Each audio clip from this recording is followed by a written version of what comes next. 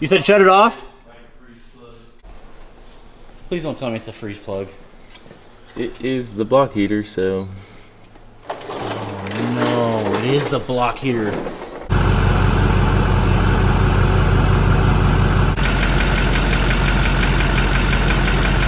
There it goes.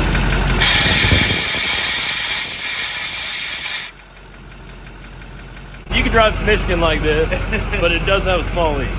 So you guys remember when I brought this truck to Dirty Diamond Diesel, we went ahead and did a full engine swap on it. And when we were completely done, at the very end, the truck started leaking coolant. And it's all due to this block heater right here. I actually purchased an OE one, so we shouldn't have an issue. But I believe it's leaking from this screw right here. We were kind of playing with it in the shop, but unfortunately I had to load this thing up and bring it back up to Michigan. I didn't have an extra day to fool around with that part. You see, when we were completely done with it, after that we went ahead and did a complete vacuum test on the system. And unfortunately we were losing a little bit of pressure and we didn't know where it was coming from until we saw the leak. And of course that's gotta be it. But since it's coming from the screw, we went ahead and tightened the screw up, and guess what? After about a week or so of me being home, it hasn't leaked at all. Well, I thought it didn't leak, but unfortunately the truck is leaking coolant again, man. Let me tell you what, this is kind of a big deal because these are no fun to replace. It's a really hard job. It's hard to get back there and get this thing unscrewed, and hopefully it actually comes out right. But we'll see why it's leaking. So I'm gonna show you guys how this thing works too. It's kind of cool. Not only are we gonna be doing that, but in today's video, I'm gonna be doing a bunch of different little upgrades to this truck that I've been dying to do. And if you watch till the very end, I'm gonna show you guys a new part that I just purchased for this truck. It's here in the garage. I know a lot of you guys have been following the Sunkist build since it was the Rust Max. So what do we have on the agenda today? We're gonna be installing a PELC dash cam. I have to do this. I wanna protect myself. This is a very expensive paint job. This is a very expensive build, and I just wanna make sure I document everything. And not only that, I'm a YouTuber, so it'd be kinda cool if I catch anything while I'm driving. I'll be able to use that for content as well. Man, I got so much to do today. I'm hoping I can knock it all out in this video, but we'll see how far this goes. I'm gonna be headed to A&D Repair after I get all of that done, and we're gonna go ahead and recharge the air conditioning because man, it's hot in there. This is gonna be a messy job. All right, bear with me. You can watch me struggle. Let's go ahead and get this thing installed. I'll show you guys exactly how to do that. And the way this works is when I go to tighten it, it's gonna go ahead and flatten from the inside and squeeze that O-ring and this entire fitting right into the block. And that's how we're gonna do that. We don't even have to over tighten that. So this should be good.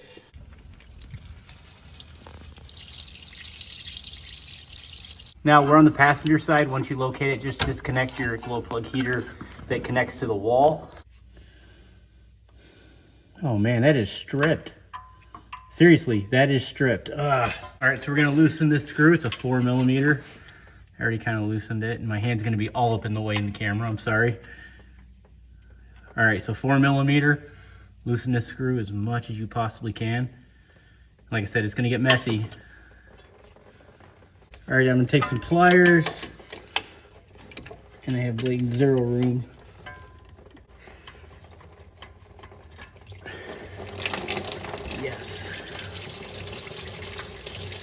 You guys can tell that's mostly water because I knew I was gonna probably end up doing this job anyways, and my suspicion was correct. I'm curious to see what the heater element looks like. It's probably all nasty.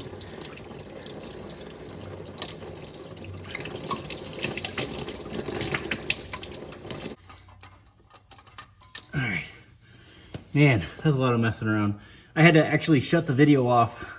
And I learned that you have to really loosen these like big time to get them out. But there she is. I don't even know where the O-ring went. Where is the O-ring? There should be an O-ring around that. I don't know. Let's go ahead and compare the part.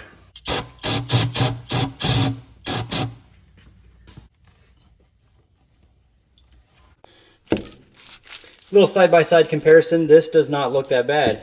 But obviously we had issues because it was leaking right from here.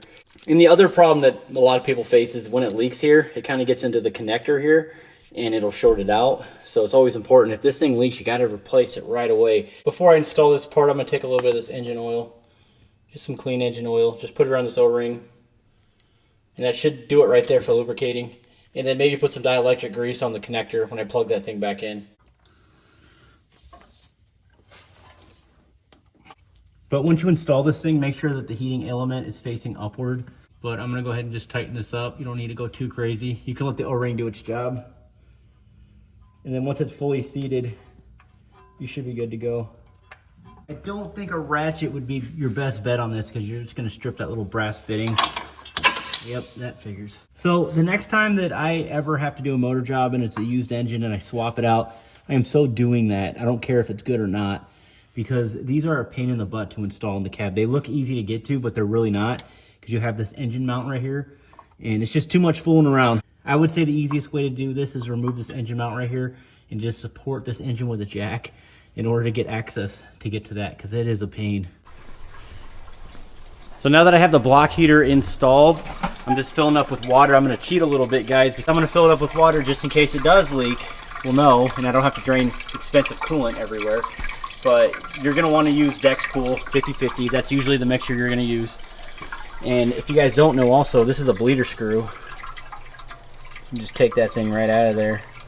Just fill it all the way to the top. I'm not gonna run water, of course, but I will run water just for a little bit, just to make sure. But there's a little bit of coolant in the system, but it's summertime, so I'm not really too concerned. I just wanna make sure it's not leaking, that's all.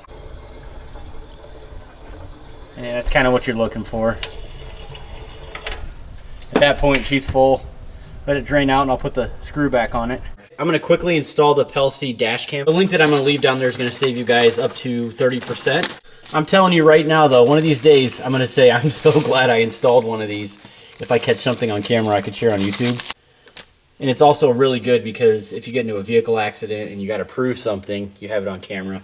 But you're gonna get your front camera, your rear camera, not a backup camera. This is gonna go in the back of my windshield. And I'm gonna show you guys really quick how I route that. But step one, you're gonna go ahead and just clean off your window exactly where you wanna put it. Then we're gonna go ahead and take our little film, because we're gonna be using that as a base to stick the camera on it. All right, looks good. And after that, just plug in your power cord to the top of that, and you're gonna route all this wiring up underneath your headliner. All of that, all the way down. I'm actually gonna go over and then down. I'm gonna open this door. And I'm gonna go in from the outside of the trim panel, underneath the dashboard, and it's gonna connect right here to the cigarette lighter port. I'm also gonna plug this in now because this will go to the back window. The kit comes with these cool little clips right here that I utilized. But yeah, back window's done. All right, I'm gonna put my SD card in there, 64 gigs, and it's on loop continuous. There we go.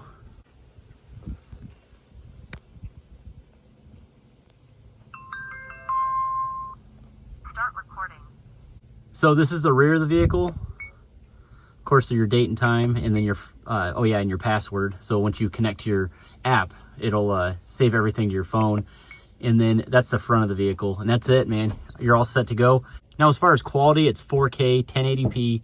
I shouldn't have to really worry too much about quality. Hopefully we can get some good footage for the channel for you. I'm gonna call it right now, and I'm gonna thank myself for installing one of these. So again, I will leave a link in the description for this PELC dash cam. I'm pretty pumped about it, and maybe I'll do a follow-up on that one.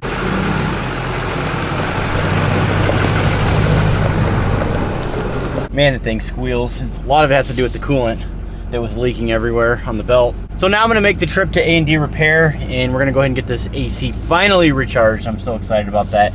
So let's head over there right now.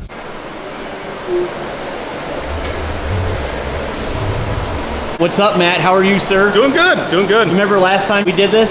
Yeah, lots of leaks. Lots of leaks. Lots of them. So we're gonna do this again. Right now, yeah, I mean, it's still dead summer, guys, so it's super hot, it's raining. Last time I was here, it was raining, remember, Roy? I think, oh yeah, it was a truck show. Downpouring. It was the truck show. Yeah. Yeah, 10. So last time we did it, like he said, lots of leaks. We had leaks coming from everywhere. I did just replace the dryer. You had to replace the engine to fix the AC? Yeah, that's it. Nice. We're gonna go ahead and recharge it. Stay with me on this, because I don't know how these seals are gonna hold. We're gonna know here very soon, because you're pulling vacuum right now, right? Yeah, pull the vacuum down, make sure you got no leaks, getting all the humidity out of it and stuff. That way that there's no contamination. Next, we're gonna actually charge it up, add a little bit of oil dye to it for replacing the accumulator, and get it charged back up and running.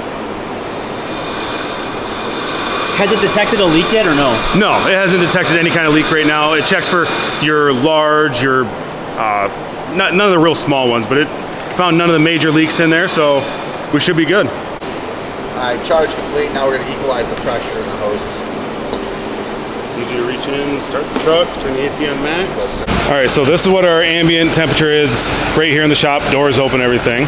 And we'll go get the temperatures out of the vents and show you how cold it gets. So now that we're in the cab, it's going down. Yeah, that should get real close down into the 40s. Ooh, that is cold. Very. And we should stay above freezing.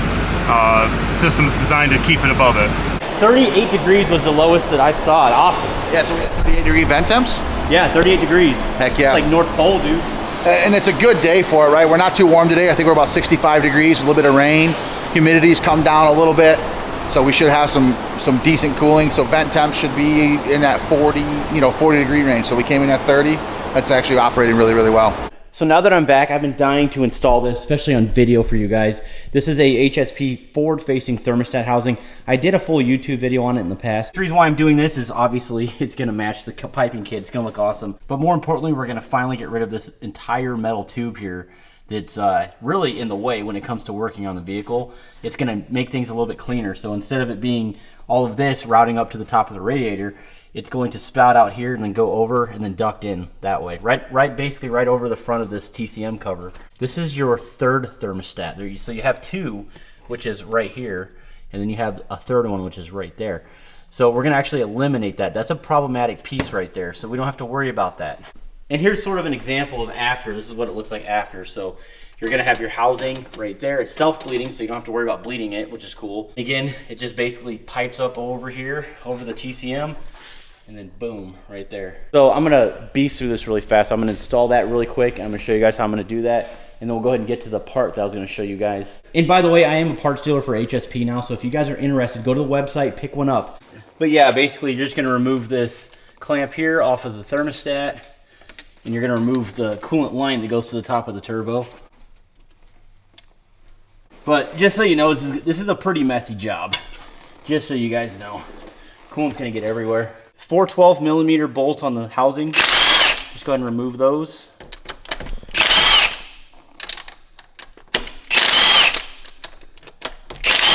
So you're gonna take the upper radiator hose off. In the kit included, there's an O-ring you're gonna go ahead and install right there. The back side's gonna be machined down, so flat side down. The thermostats have rubber O-rings on them already, so that's how you're gonna seal that down. So all you're gonna do is basically just put this right down on top of that. And before I install this, I'm actually gonna go ahead and plumb my hose to it. I'm gonna go ahead and cinch that down and run this right to the top of the turbo.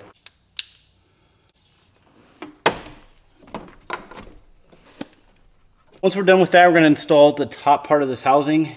Again, machine side down, and this is gonna be facing forward of the vehicle. Also, another thing, I have the doors open and the windows and stuff like that. I turned my generator off because our power just went out because we had a little bit of a storm blow through. That's how it is out here in the country, man. I mean, the wind blows the wrong way and you lose power. But I have the generator off so it's not so annoying. But we're gonna get through this. And once I'm done, I'll go ahead and pull it outside. We'll kick that generator back on. But it could be worse. It could be wintertime right now and we could be freezing, so no big deal. Now that I got that installed, we're gonna go ahead and just cut to length the coolant hose that goes to the top of the turbo right there. So we're gonna probably go about here.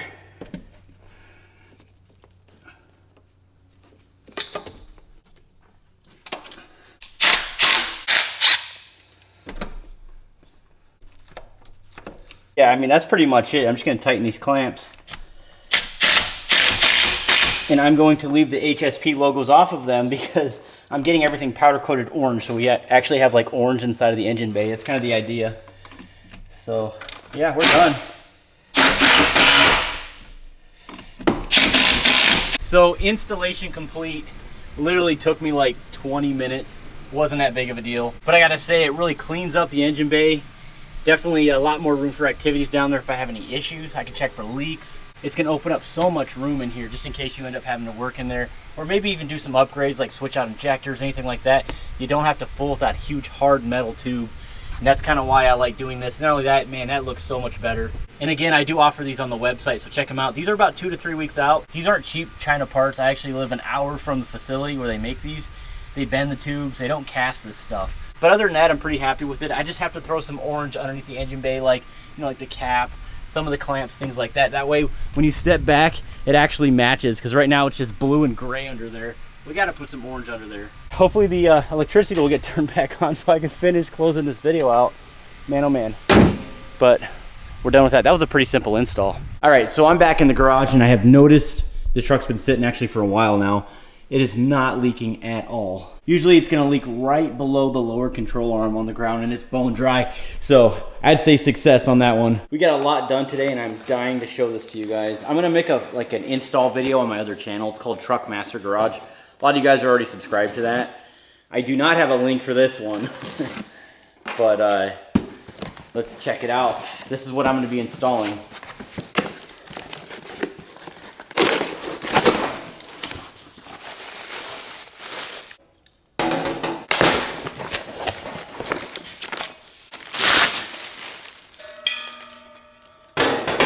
So amongst all of the issues that I'm having with this truck, putting everything back together, and hopefully that's pretty much the only thing that we have to deal with. Hopefully, we'll see. I did purchase a train horn kit. I've been wanting to do this because when I bring this truck through parades, it'd be fun to blast the horns on this. This is not horn blasters. This was not that expensive. I think it was only like 400 bucks.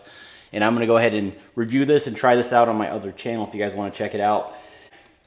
As a matter of fact, just looking at a cheap train horn, this is pretty nice. It's not plastic. I figured that would be plastic. I thought it was. But either way, all right, I'm done. Again, I have a lot of stuff I need to install in this truck, and I wanted to document absolutely everything on this build because I know you guys love the content on the Sunkist build.